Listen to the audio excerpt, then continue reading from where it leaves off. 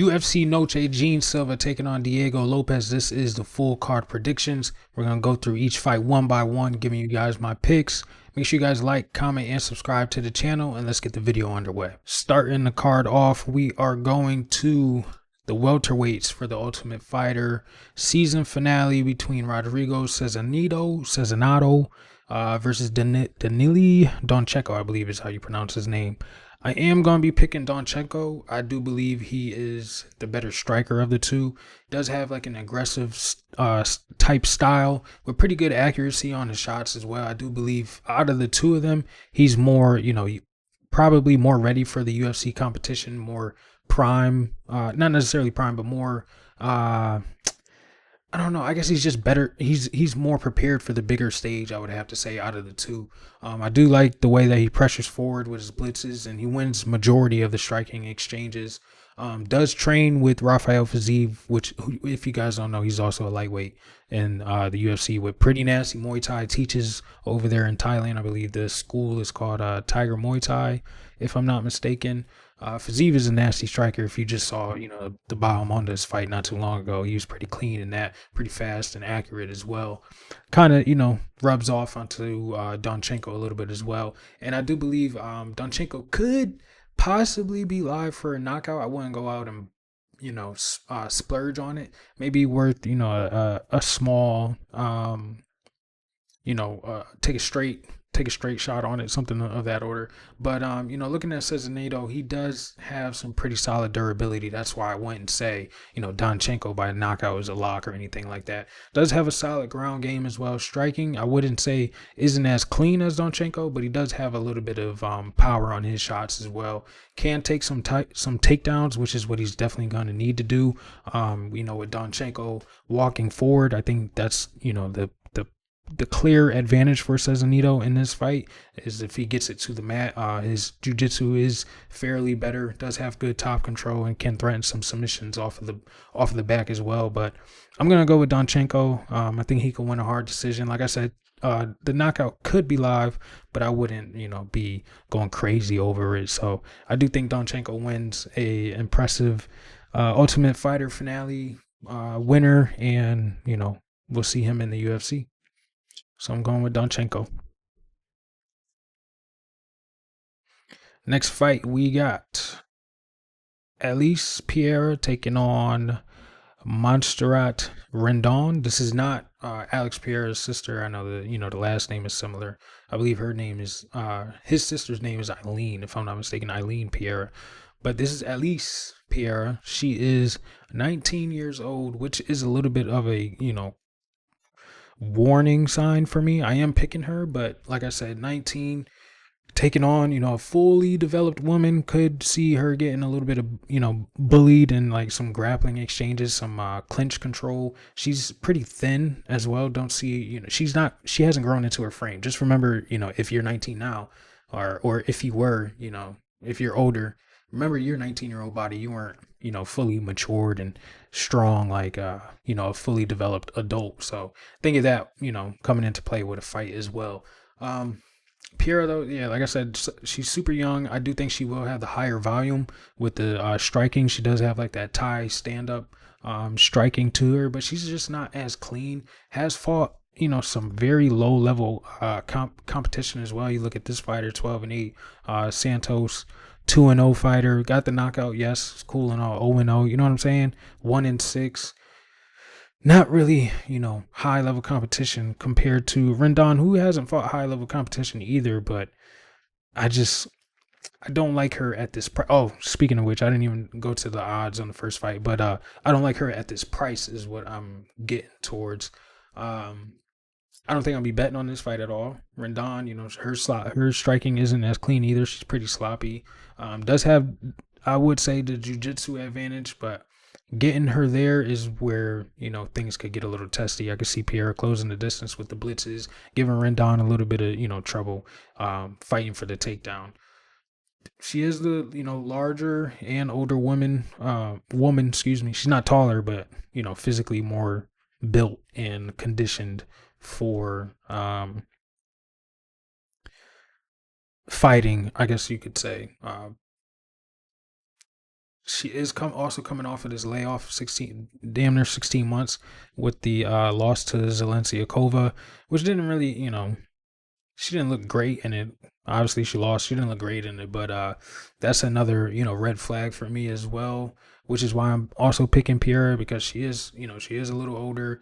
This layoff isn't really going to do her justice. I feel as though if you're an older fighter, you need to be fighting a little bit more often. You don't have to fight like every 3 months, but a 16-month layoff is a little bit of a caution sign for me as well. But I am gonna pick at least Pierre. I would stay away from this fight overall. But yeah, I'll go with the younger, prospect to possibly win it on the scorecards. We'll go over the odds for the SEZINADO Donchenko fight. SEZINADO is a plus 200. Donchenko sitting at minus 235. I would have liked to see the line a little closer, but it is what it is. Piera sitting at minus 150. Okay, the line came down. She opened at a minus 400. That's why I was, really questioning it. But she's sitting at minus 150. Yeah, there's a lot of love coming on Rendon, probably because of the UFC experience. And they, a lot of people understand that she could, push her around in this fight, but we will have to see it. I'm going to go with at least Piera for now. Not sold on either one of these ladies as of yet. Would like to see some more, like I said, the low level competition, 0-0 fighters, 1-6, 2-0, 12-8 doesn't really, resonate with me calling her a UFC, blue chip prospect or anything like that. So I'll go with Pierre, but not a confident call at whatsoever. Next fight, we got Alessandro Costa taking on Aiden Correa. I'm picking Costa. Now, I know I just spoke about, Rendon taking the year layoff, and Costa is coming off of a year and a half layoff as well, but it was against Kevin Borjas, where we just saw Borjas fight and lose to Sumadarji. Alessandro Costa looked really good in that fight. He chopped his legs off, basically got the leg kick, TKO. Well, he chopped his legs, and then he got to, the finishing sequence. But yeah, he's a nasty striker. KO power. Knockout power. Like I said, the leg kicks against Borjas. Does have some losses in the UFC, but if you look at the opposition, it's Steve Erceg and it's Amir Albazi, 2 top 10, top 6, top 5 at one time, flyweights in the world. So I'm not really questioning where Costa stands as far as, competition level. Heavy pressure as well, and he was supposed to fight Edgar Shirez in his spot, and I think that fight would have been a lot, more competitive. I do like Edgar Shirez. He's always, been a dog. We saw him finish the last fight he was on. I forgot who it was, but I gave you guys the finish on that card, and then his fight with Joshua Van, where it was a close fight up until it wasn't. But yeah, Edgar Shirez is a dog. But Costa taking on Correa in his debut. I think this is a bad matchup for him. He does have, pretty good timing on his shots. He does find them pretty selective with his striking. Good reflexes. Does have a little bit of power as well. Good movement. He's always, bouncing off the balls of his feet in and out of the pocket at times. But there are, moments in the fight where he can be stuck and be, a sit and duck for a lot of heavy blows. I have seen him, get cornered up against the cage and get, a couple of shots let go on him. I think the power from Costa is going to force Correa on his back foot as well. And I just don't really like him in this debut. I think this is a tough fight for him, and it being short notice, I think this is a tough spot for Correa to win here. So I'm gonna go with Alessandro Costa to get the win. I'll go by. I don't know if he finds a finish, man. I don't know. I'll go by decision. I won't count out Correa. Has he been finished before? He's been subbed. One sub in the third round, so probably gassed out. How long ago was that? 3 years ago. I'll go decision. Yeah, I'll go decision for Costa. I'll give Correa another shot. Let's look at the odds. Costa is a minus 450 favorite, plus 350 for Correa. I mean, I understand it. Like I said, short notice, and Costa's, pretty nice. Striking is heavy. He's powerful, and I think he should have, a pretty clear win in this spot. Next fight, we got Zach Reese taking on Cedricus Dumas. I picked Dumas one time, never doing it again. I am picking Zach Reese. I don't. Neither one of these guys are good. I got to be, quite honest. I'm picking Zach Reese because I feel as though he has the better wrestling, the better grappling, the better jiu-jitsu. But there is opportunity for Dumas to, defend the takedowns and hit him with some heavy shots. Zach Reese, who we have seen, knocked out before. Bakoyev knocked him out. And Bakoyev hasn't really looked. Am I getting Bakoyev? I'm getting Bakoyev mixed up with Ibo Aslan. Forgive me. Bakoyev is pretty solid. He was supposed to fight Torres Finney, but Finney ended up, pulling out of that fight. And then, he got slammed on his head by Cody Brundage. That was the night we had 2 slams. I believe it was him and it was another grappler. I think Jakar Close slammed him for the win. But yeah, that was back-to-back slam KOs on that card. I remember that. But yeah, I mean, I'm gonna go with Zach Reese. It's just, this win over Jose Medina doesn't really age well. Took him to the decision. Medina is pretty durable, but we just saw his face get exploded by Gautier. Gautier is a completely different animal than Zach Reese. I think both of these guys got gas issues. I feel as though the loser here is definitely going to get cut. I don't think either of them are UFC level. Cedricus Dumas has been dealing with a lot of, outside the octagon troubles. Has, been forced to pull out of a fight because he had the ankle monitor last time out. There's just too many red flags for me to pick Cedricus Dumas. I don't know how serious he's training. I know he posted a couple, pictures of him with his gi on and stuff like that. So he's probably rolling a lot because he understands the takedown threat, the jiu-jitsu threat from Zach Reese. But I just see Zach Reese being able to get Dumas down, tire him out. The way that he shells up from shots is very scary as well. If you look at the Olajaychik fight, Mikel wasn't even throwing shots. He just had him reacting, and Cedricus was dipping his head, had his hands up, flailing in the air. I feel as though Zach Reese, he could pressure forward, throw some big bombs, force him against the cage, take him down, and I just see him taking his back and choking him out. So I'm going Zach Reese. Could be a club and sub, but I'm going to go with by submission. Not confident in either one of these guys, but if I had to pick one and put my money on it, which I don't really want to, I don't think I will. Maybe look at the submission prop when it comes out, but I'll go Zach Reese by submission. Zach Reese at a -233, +198 for Dumas. I feel like this line should be a little closer, but it is what it is, man. What did it open it as? Zach was a -300. Dumas was +250. Definitely parlay buster alert. We did it last time. Zach Reese is a parlay buster candidate. So mark it down now. Next fight, we got Jesus Aguilar taking on Luis Gurule. A lot of people I think are going to be out on Gurule here, but I'm picking him, man. I know he got knocked out, last time by Ode Osborne. But Gurule's pretty good, man. He's a good striker, got solid wrestling as well. I think the hardest shots between the two will be landed by him. The matchup isn't similar to Osborne. If you look, Jesus Aguilar has the shortest reach, I believe, in the UFC. Definitely in the division. 62.5 inches is pretty short, if you weigh it up against everybody else. I know it's only, inch and a half difference from Gurule, but it's a significant difference. And he's the smaller guy standing at 5'4". I feel as though Gurule will be able to rip some pretty good heavy combinations. I like how he attacks the body as well.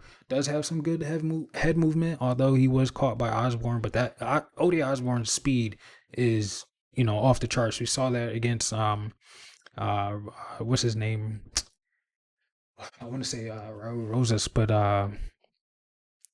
the last UFC Noche card. Dang, I can't remember his name. Ronaldo, I forgot his nickname. Lazy Boy. There we go. Lazy Boy. We saw it against Steve Erceg, where he dropped Steve Erceg in the first round, and then, he knocked out Gurule. But if you look back at his Contender Series win, the Nick Piccinini fight, it was a very good fight. His performance there was pretty good, and Piccinini was actually a highly touted prospect. I believe he was the favorite in that fight to win as well.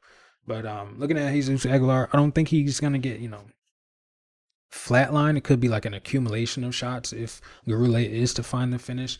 He doesn't quit on himself. Does have some danger in the jiu-jitsu department. Like I said, does have the shortest reach in the division. His striking isn't as clean, and there are opportunities for him to be taken down. It's just, does Gurule want to play that game with someone who does have a little bit of jiu-jitsu in his back pocket? So we'll see. I mean, the submission over Stuart Nickel doesn't really age that well. The knockout over Shannon Ross. Shannon Ross is out of the UFC, if I'm not mistaken. A win over Mendoza, and then lost last time to Rafael Esteban, who's surging. So I think he did have a pretty solid third round in that fight. But Esteban has been known to gas out late in that fight because he doesn't cut weight properly. Excuse me. We saw that last time out. Came in at like 127 or something like that. Might have even been 130. They might force him to move up. But I'm picking Gurule here. I think he should look pretty good. Minus 205, plus 175. I understand it. I do like Gurule. I think he should win as well. What's the over 2.5, minus 145? I can see it going to decision. But I'm going with Lewis to win. Next fight, we got Tatiana Suarez taking on Amanda Lemos. I'm going with Tatiana Suarez, but man, you're going to have to pay the juice to play her because she's damn near, she's a 4-1 favorite, which I don't like at all, especially coming off, the Zhang Wei Li loss. I feel as though Lemos fought Wei Li, right? Yeah. I think Lemos looked better than Suarez, if I'm not mistaken, in that fight. I remember both of them just getting controlled, but 4-1, man. I mean, I understand it because Suarez has the clear, grappling advantage. Her wrestling is pretty good. I mean, it's gotten her all the way to the title shot. Granted, she was out, for a while prior to the fight. So her coming in, I believe it must have been a year and a half. Yeah, a year and a half layoff. I think she had that injury straight into the title shot. Well, Wei Li could have been, a setup, but there was really no clear cut contender other than her. So I think she will bounce back against Amanda Lemos, who does struggle with heavy wrestlers. We saw her get this win versus Lucindo. Lucindo looked pretty good early on. She turned it up, or she gassed out late, rather, I'd say. And Lemos was able to, pull it off. Lost to Jandiroba, got subbed by her. Jandiroba doesn't really have good wrestling, but her jiu-jitsu is pretty clean. And that's how she was able to get the finish there. Got the win over Mackenzie Dern, which is funny because Mackenzie Dern fighting for the title. If Lemos, whoever wins this could be next for the title shot. So if Lemos is able to win and she has the win over Mackenzie Dern, I'll probably run that back, but don't really want to see that. And then, the loss to Wei Li. Lemos got good power, good leg kicks. Grappling isn't as good, like, I just pointed out the loss to Jandiroba getting subbed up. She has been taken down and controlled a lot on the mat. The control time from Wei Li was stacking up in that fight.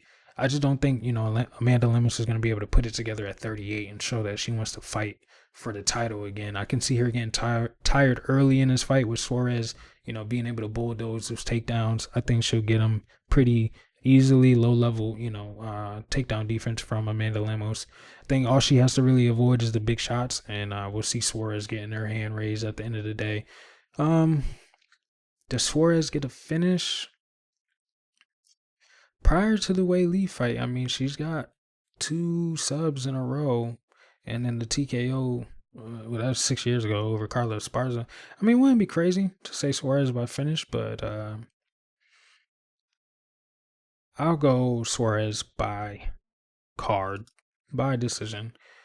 Here she is, minus 425, plus 355 for Amanda Lemos. You're paying the damn juice for minus 420, man. She opened at what, minus 300?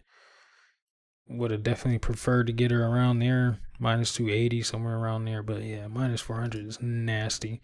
If you're playing, Amanda Lemos, you're really just hoping for the big shot to land and hope she can defend takedowns. I don't think it would be wise because we've seen her taken down a lot in her recent UFC fights. So I'm gonna go with Tatiana. I think she wins. I think the takedowns will be too much for Amanda Lemos. Next fight, we got Claudio Puelles taking on Joaquim Silva. I'm picking Silva, but I'm not super sold on it. I know the reason why I am picking him is because he is a pretty explosive striker, but at 36, I don't know how much of the explosiveness is still there. He did rock Drakkar Close late in that fight about a year and a half ago, but again, a year and a half ago at 30, damn near 37, a little bit of a red flag. He also pulled out back in March. Yep, against Rafa Garcia. So not sure what let's see what the issue was there. Silva withdrew, doesn't say, but yeah, pulling out a couple months ago for a fight. It was 6 months ago, so maybe he's healed up from whatever injury it was, if it was an injury. But we clearly see that Puelles is his jiu-jitsu is on another level. Got the sub over Clay Guida about 3 years ago, sub over Chris 4 years ago. I know he hasn't won in so long, but he's still young. He's still maturing. I believe he was out due to an injury as well. The split decision over Ferrez, although it's a loss, I don't really like giving guys credit for losses, but he made it competitive with a very clean striker, which is pretty interesting. Silva, I feel as though if he's gonna win, it's gonna be knockout or decision, but he's gonna have to avoid all the grappling exchanges. Claudio Puelles, we all know he's gonna pull guard. The sub threat is definitely there. Not last fight, but the fight prior to the Zion fight, he was fighting Dan Hooker, but he was getting pieced up on the feet. Dan Hooker and Joaquim Silva are completely different fighters. Dan Hooker is top 7 in the division, damn near on the fight. Could fight for the BMF belt, whereas Silva is probably past his prime, definitely past his prime, but he still has a little bit of power there. You know what I'm saying? The losses are fair. Drakkar Close just beat Edson Barboza up at 55. Lost to Arman Sarukian by TKO, which is forgivable. Ricky Glenn fight, that was 4 years ago. I mean, we could really wash that. It's either knockout or sub for Puelles. I'm damn near on the verge of flipping, but I'm gonna go with Puelles. I'm gonna go with Silva. I think I can. I don't know, man. I don't really like picking fights with guys who've been out for so long because we don't know what they, added to the game. I said that last card with the Tavares Brychek fight, and Brychek ended up going out there and knocking him out. So I'm gonna go with Silva. Another fight that I would probably only bet on a finish, but yeah, no real action from me on this fight. Let's get to the line. Where we at? Silva plus 100, Puelles minus 120. Like I said, the jiu-jitsu threat is there for him, so I understand it, but I don't know if he's going to have success pulling guard. What is he doing? Straddling him, pulling him into the guard, and then finding a choke off of his back or something? Knee bar off of his back? I don't know. I don't really see it. I think Joaquim could find the big shot with him closing the distance, thinking he's going to grapple. So I'll go Silva. Low confidence, though. Next fight. The featured prelim, right? Because this is the fight that everybody wants to watch. Am I right? Yeah, the featured prelim. Jose Medina versus Dusko Todorovic. I'm going to stop right here, bro. I'm not going to lie. UFC Noche looks trash. We see where all the money went for Dana White onto, the boxing event that I'll get to later. But this card is absolutely trash. Compare this card to... Well, let's look at last UFC Noche, because this is terrible, yo. Let's look up SUAREZ, because I know he was up there. Let's look at the last UFC Noche. Where's the loss to Van? Here we go. Let's look at this as UFC Noche. So we had 2 title fights: Merab Sean O'Malley, Shevchenko Grasso, Diego Lopes, Brian Ortega, Esteban, Daniel Zellhuber, Ronaldo versus Ode, which was a damn good fight. Norma Dumas, Irene Aldana, which was a damn good fight. Manuel versus Ignacio was a damn good fight. Ketlin versus Yasmin was a damn good. Joshua Van, come on, yo, look at this and look at what we're doing now. Come on, yeah, this is. I don't think anybody's gonna really be watching UFC unless you're like a diehard. But there's really only like 3 good fights on this card, 3 to 4. But it damn sure ain't Jose Medina versus Dusko Todorovic. I'm picking Dusko, but again, man, what are we doing? Both of these guys coming off of 3 losses. Both of them have been finished. Jose got absolutely obliterated by Gautier with that big knee to the face last time out. Dusko lost to Zach Reese by a decision last time out, but before that got finished by Mansour, and then his knee blew out against COD about 2.5 years ago. Dusko's the better striker. Jose Medina is just more durable. Doesn't really offer much back in the striking. Has like a, it's not necessarily fast, but has an overhand right. He shouldn't really be in the UFC. He lost in the Contender Series and he got signed just because he has a lot of heart, and his chin can eat a lot. But him getting knocked out by Teva Gautier was disgusting. I'm gonna go Dusko. Probably go by decision. I don't think he has the pop, on his striking to knock out a Jose Medina. But I wouldn't be surprised if Medina's chin is gone or if Dusko's chin is gone. I'm staying away. Dusko Todorovic by decision. Let's move on to the main card opener. And if you haven't already, make sure you guys like, comment, and subscribe. We got Santiago Luna taking on Quang Lee. I got to go with Quang Bang Lee, man. If you look at this fight, we are fighting at 135. Luna is a 145er, so he's going to have to cut on short notice down to 135. He's never fought at bantamweight before. I got to go with Quang Lee. He's shown that he has power. He's shown that he has grappling, with the finish over Gaston Bolanos last time out. We picked Bolanos in that fight as well, and he put him out cold. If you don't know who Bolanos is, he's the Ilya Taporia lookalike. That's the easiest way to describe him. He did, get knocked out by Long Zhao, but Long Zhao is super explosive. We saw that in the Su Young Yu fight, even though he didn't win the fight, but he still had some success with the explosiveness. And then he lost to Chris Gutierrez, but in that third round, he was looking really good. Had Gutierrez on his back late in that fight, was threatening some submissions, if I'm not mistaken. And, Quang Lee's got some power, man. He's not a bad fighter. He's got some solid kickboxing.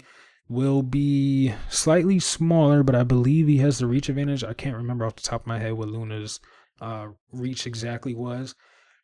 But I think Lee can mix it up. I think the takedowns will be available for him. Like I said, he's not a deer in headlights in the striking. Luna, he's unproven. He's only 6-0. Making his debut down in weight, which is a big red flag for me. Does like to pressure a lot. Lands good heavy punches, aggressive. But I think Quang Lee will be able to time that, shoot for the takedown, wrap up the legs, and get him secured on the ground. Could threaten the finish as well. What Luna's going to bring is a Mexican fighter. So we're going to see that Mexican, fast output boxing type of fighting style. But yeah, that weight cut, I'm interested to see what he looks like on the scales. That's going to be, the story of the fight. Him cut down to 135 is going to be interesting because he's not a small 45er either. So I'm going Quang Lee. Depending on what Luna looks like on the scales, as of right now, I'm going to go by finish. I think he get a sub or maybe even, a TKO. Next fight, we got Alexander Hernandez versus Diego Fiera. I'm going to take a sip of water before we get into this one.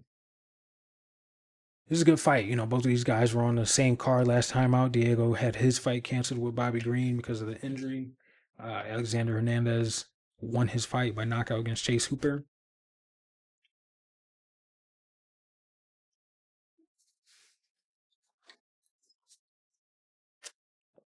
I'm going to go Alexander. I think he's putting it together. I think he's coming into his prime. The striking speed looks really good. I really wasn't a fan of Alexander Hernandez. I've been fading him a lot. I faded him in that Chase Hooper fight, and he was able to close distance and let go the big shots. Went over Kurt Hollabaugh last time out. We picked Kurt there, and then I didn't really think he won that fight with Austin Hubbard, but he won the fight. It is what it is. Diego Fiera, he's 40 years old, coming off the loss to Grant Dawson, where we see him get, absolutely grappled up. I think Alexander Hernandez could time some takedowns, do the same thing. Or if they want to keep it on the feet, I think he might have a little bit more power than Diego Ferreira. I know we know Diego for his power. If you go back 2 years ago, got the knockout, over Michael Johnson. But Michael Johnson is a guy who will get knocked out by somebody he's not supposed to, and then go out and beat who did he beat? Daniel Zellhuber. You know what I'm saying? Like, can't really weigh that too heavy. I think Hernandez is riding, 3-fight win streak, got a lot of momentum on the side, got a knockout in his most recent bout three weeks ago. Both of these guys were supposed to compete on the same card, so nobody has a really clear physicality edge as far as like a weight cut goes. I'm going to go with Alexander Hernandez. I think he could time some takedowns. I think he could avoid the jiu-jitsu from Diego Ferreira. I think he could avoid the big shots. I think he'll be faster in the striking as well. So I'm going to go with Hernandez. I think he can win the decision. So give me Alexander Hernandez to win. Dusko at -300 is another reason why I was staying away from that fight. +250 for Jose. Medina, ill. Quang Lee +105. I'm sorry, guys. I keep forgetting to go over the odds. Quang Lee at an underdog. I like that. -125 for Luna. Might jump on that before, yeah, he opened as a favorite. It's interesting to see him as an underdog now. What fight were we at? We were on Hernandez. Here we go. -125 +105 for Ferreira. Pretty good number on Alexander Hernandez. I believe he was a big underdog last time out, so he's getting a lot of love here. And Diego was, I think he was it might have been a pick-em between him and Bobby, or he might have been a slight favorite. But there's some opportunities at the top of the card, I'll tell you that much, as far as lock of the week goes. I'm getting a little antsy here, trying to figure out who I'm going to go with. Because, man, it's been ugly. It's been an ugly slate, I got to say. Mauricio Rufy doing what he did last time out is a bummer. Absolute bummer. But let's move on. We got Kelvin Gastelum taking on Dustin STOLTZFUS. I think I'm going to fade Kelvin Gastelum again. I think I'm going with Dustin. I know Gastelum is known for his chin, but we've seen him get dropped against Joe Pyfer in that very first round. I know he turned it up in the third round, but Pyfer also pulled off of the gas. Dustin STOLTZFUS, I don't think he's going to pull off of the gas if he gets Kelvin Gastelum hurt. I think he can hurt Kelvin Gastelum with, some pretty explosive strikes. I know he's up and down. Lost to Ruziboyev last time out, but he had Ruziboyev in some very questionable spots on the mat. I know Gastelum might have some pretty good takedown defense, and I know it's hard to sub him with that stocky frame that he has. But I think Dustin is a guy that could force some awkward, clinch exchanges, maybe even threaten a trip, an inside trip. I think that's something that could be there for him in this fight. Gastelum does have pretty good balance, does have solid get-up ability, but I think Dustin's physicality can match him in that. And the way that he strikes, he's darting in and out as well. Will be a taller, will have the longer reach as well. I think STOLTZFUS could win, man. He can win on the scorecards. I think he can possibly finish Kelvin Gastelum. I'm off of Kelvin Gastelum, man. He's been up and down in weight as well, not truly committed to a certain weight class. He's been, missing weight. Forced Daniel Rodriguez to fight at 185 when their fight was scheduled for 170. I'm off of Kelvin Gastelum, man. Like I said, the Joe Pyfer fight, yes, he turned it up late, but Pyfer also was coming off of a year or two layoff with, I believe he had a shoulder injury, and he talked about it, after the fight on his podcast with Sean Brady. But I think STOLTZFUS, the explosiveness is there. If you go back to the win over Barrios, where he finished Barrios, I know he finished Soriano, but Soriano's down at 170. I don't know why, but I thought STOLTZFUS finished Bruno Ferreira with the spinning elbow, but he got finished with the spinning elbow. But he clipped Ruziboyev in that fight as well. It might have been a slight headbutt, but I do remember him catching Ruziboyev with some pretty big shots too. I'm just off. I'm fading Kelvin Gastelum here. I think that chin isn't going to be as solid as we know it's been. I think there is a time where every great chin has its day, and we saw that with Max Holloway. We saw that with name me, give me somebody else. Who else has a great chin? Oliveira. We saw that with Volk. We saw that with who else? Who else? Who else? Who else? Your chin's gonna go, is what I'm getting at. Um Ortega got cleaned by Diego Lopes in that first round. Even, Aljamain Sterling was hurting him in that fight. I don't know, man. I'm on for Kelvin Gastelum. I think that chin isn't gonna look as good as it normally is. Does have probably the boxing speed advantage, but I think STOLTZFUS could mix it up with him and maybe not time some takedowns, but time some clinch engagements and probably pull it off on the scorecards. Gastelum minus 250 plus 210. I think Gastelum could be another parlay buster candidate. So put that in your back pocket. Do what you do with it, man. A lot of people still loving Calvin Gastelum. I'm not one of them. So give me Dustin STOLTZFUS to win. Oh, excuse me. Next fight, we got Jared Gordon versus Rafa Garcia.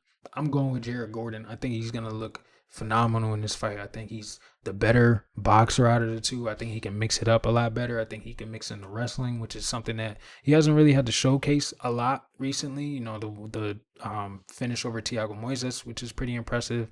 The Nasrat split decision loss was questionable because there was a lot of moments of success for him in that fight on the feet, which was very interesting because Nasrat is a pretty solid striker as well, pretty, smooth kickboxer.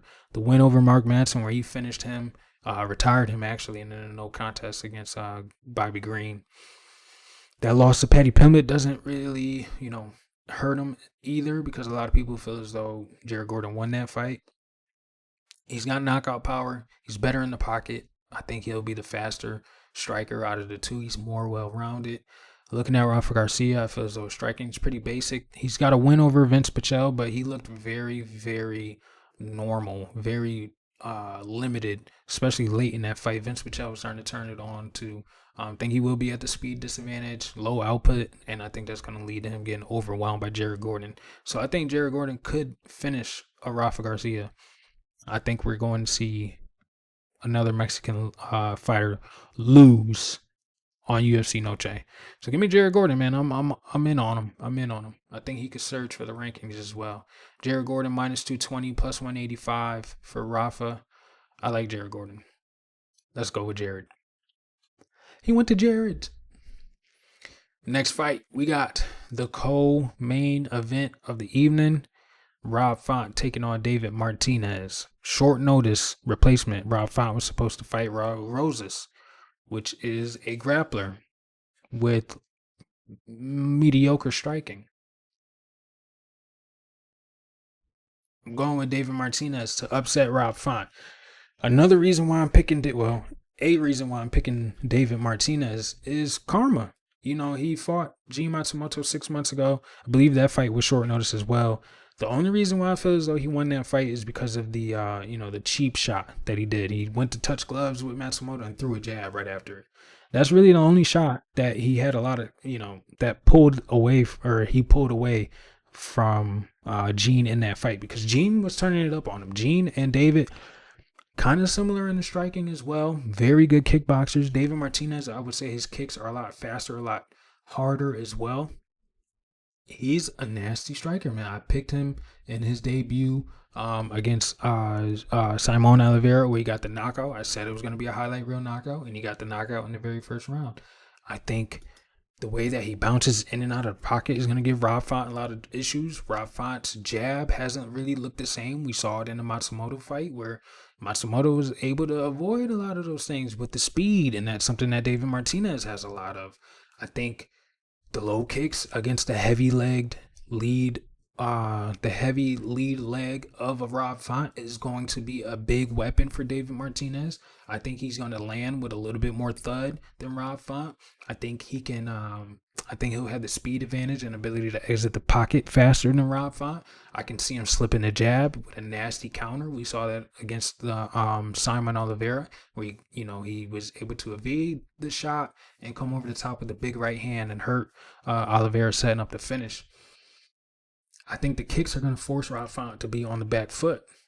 as well. And with Rob Font not really having a wrestling, or the ability to go to the wrestling in his back pocket, I think that's a big red flag for him in his fight as well. I don't see him working that jab and just winning, a split decision over David Martinez. I think David Martinez is going to look really, really good in this fight.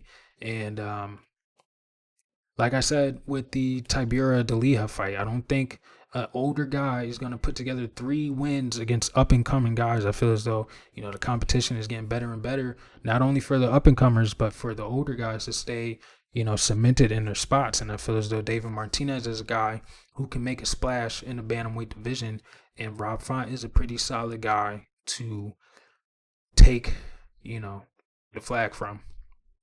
So I'm going with David Martinez as an underdog and a short notice replacement against, Rob Font, who's preparing for a lot of wrestling.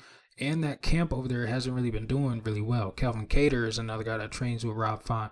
And I told you guys Steve Garcia was going to beat Calvin Kattar. We picked Steve as a lock of the week, and what do you know? We came through with that. So the New England guys ain't really looking too good right now. I'm going with David Martinez to pull off the upset. And I think he's going to look really, really good doing it. Plus 120 for David Martinez, minus 140 for Rob Font. I understand that he's a staple of the division, but I think David Martinez is going to make his mark. So give me the Black Spartan to do what a lot of people don't believe he can, and that's beat Rob Font. Main event of the evening. If you haven't already, make sure you guys like, comment, and subscribe to the channel. Diego Lopes versus Gene Silva. I'm going to take another sip for this one. We got another fighting nerd. Do they go 0-3 back-to-back weeks?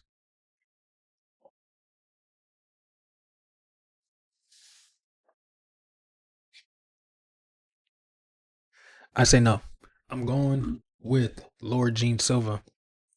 I feel as though his ability to fight off of the back foot and be more elusive than a Diego Lopes. We saw that in the Volkanovski fight. I feel as though that's going to be a big problem for Diego Lopes. I think he's going to be able to slip the blitzes that might come far and few between, especially if we looked at how Diego fought Volk. He was very hesitant after he got dropped by Volk in that second round. He was also put on his back in that first round and had some, damage dealt to him with the ground and pound from Volk. I don't think Gene is going to take him down, but there are ability or moments where he can time a trip, something of that order. And Silva does not waste his shots. He's pretty accurate. He's very powerful, can finish you with a submission, can finish you with the hands. I think he's going to be a lot faster on the feet. His ability to fight off the back foot is something that's going to, play a factor into this too. There's just too many opportunities for Gene Silva to do what he does best against a Diego Lopes who walks forward with that high guard. Yes, he likes to throw big bombs out of in the blitzes, but he's not as accurate as a Gene Silva.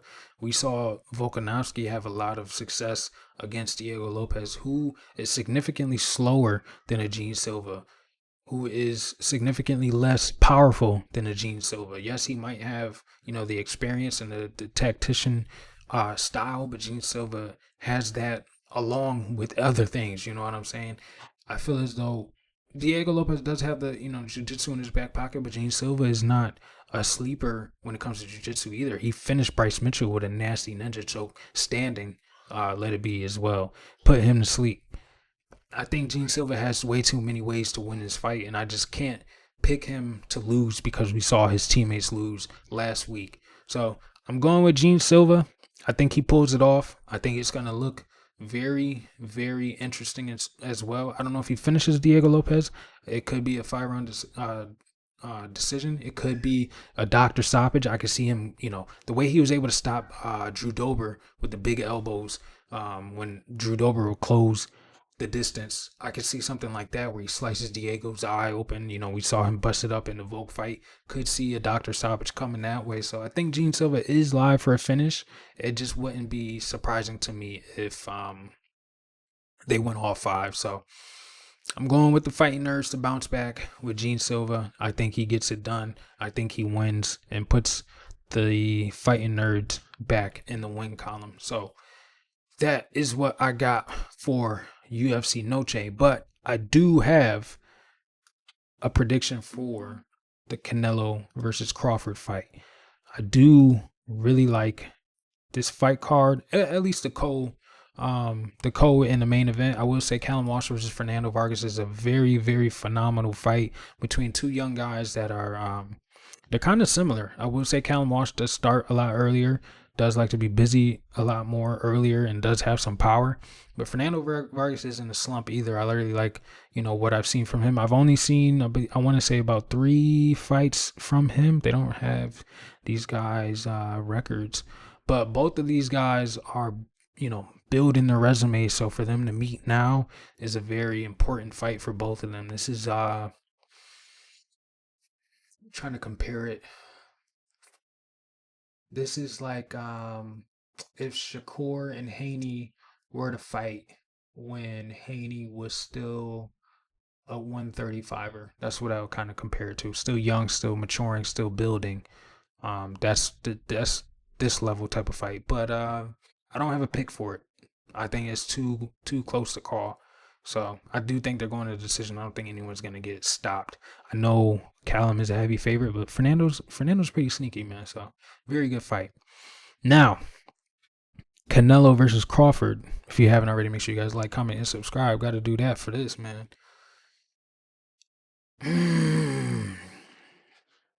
I think Crawford can win. I think there's too many instances that we've seen Canelo look very sluggish on the feet, hasn't been able to cut off the ring accurately or properly. He likes to load up on shots and hit guys in the arms, which may work, but we've also seen Dimitri Bivol be able to put the volume on him, stick and move. The jab was in his face constantly, avoid the big shots from Canelo. Crawford is a very smart boxer and he will fight you as well. The only thing that I can say that Canelo can sway the fight into his world is if Crawford tries to get into a power battle with him.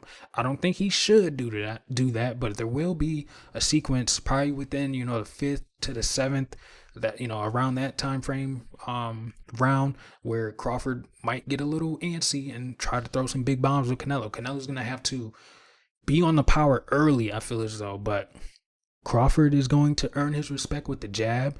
I feel as though, that big hook to the body that Canelo likes to throw, I think he'll set it up probably late in the fight, but I feel as though Crawford will be able to maintain the volume throughout the fight, similar to what Dimitri Bivol did. I feel as though he's been able to watch that. Caleb Plant was having success against Canelo. He just got tired and, was sitting there for some big shots against Canelo. I don't think Crawford is going to tire out in this fight. This dude is ready for it all. This is just a really, really close fight. A lot of people are picking Canelo because he's a larger man, but if you've seen Crawford recently, he's looking really, really good. He's looking really conditioned. He's looking strong. And if you don't know, Crawford also has a wrestling background, so I don't think when they tie up, Canelo's just going to be able to, push him around. I think Crawford's going to be able to sting him up with a couple of shots, and Canelo does, if you can time the way that he walks forward constantly, if you're able to time him before he's able to set his feet, that's a big opportunity for Crawford to score as well. I think it's gonna be a close fight. I think it's gonna be a really good fight. It will be uninteresting early, but I say after round 4, after round 5, we're gonna see the fight turn up, and I think Crawford will win majority of the exchanges. I don't think anyone gets knocked down, but I wouldn't be surprised if Canelo gets dropped, or excuse me, not dropped, if Canelo gets stung. So I'm gonna go Crawford, man. I'm gonna go Buck Crawford. I think he does what a lot of people don't believe he can, but I'm gonna go Crawford to win by a decision, and I think he's going to look really good doing it as well. They might already have a rematch clause in place, so I'm going Bud. I think he's gonna go 42-0, and if they don't have the rematch, he might just retire off of that. But I'm going with Bud to become, I believe, the first 3-division unified world champion. And I think it's going to be a great fight. Super excited for these fights, man. Very excited breaking them down as well. I hope you guys are excited to watch them as well. Let me know in the comments what's your favorite fight coming up. I believe a lot of you are more interested in, Canelo Crawford than UFC Noche, seeing how low level the fights were. But if you do like a UFC match, let me know in the comments, and I'll discuss it with you. But that's all I got. Thank you guys for tuning in. Make sure you like, comment, subscribe, share, drop a W in the chat for me, and I'll catch you guys on the next one.